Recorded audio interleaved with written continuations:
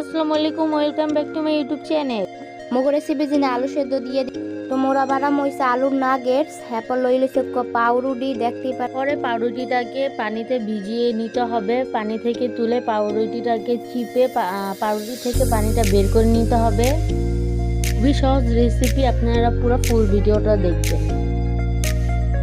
এরপর দুটো ছোট পেঁয়াজ আর ছোট ছোট 5টা কাঁচামরিচ নিয়ে নিয়েছি। আপনারা যে যতটুকু ঝাল খান ততটুকু নিয়ে নেবেন।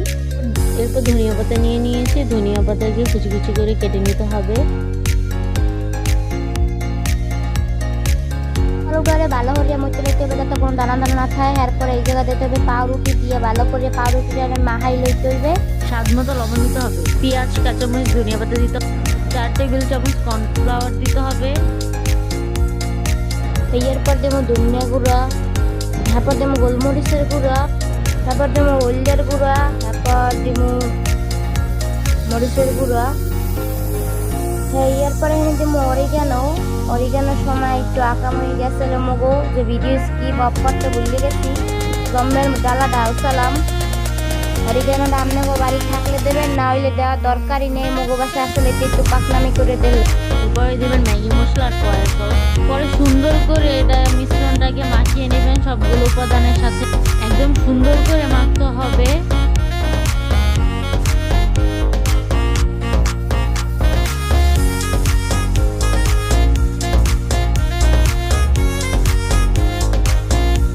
দেখতেই পারতেছেন মাখার পরে এরকম হবে।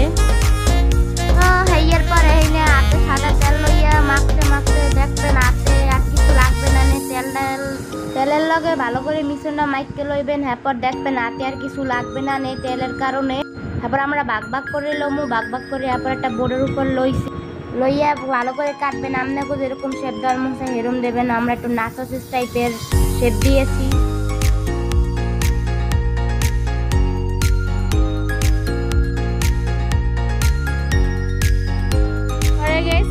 মিডিয়ামে আঁচ রেখে এগুলো ভেজে নেবেন সুন্দর করে। অবশ্যই তেলটা গরম করে নেবেন আগে।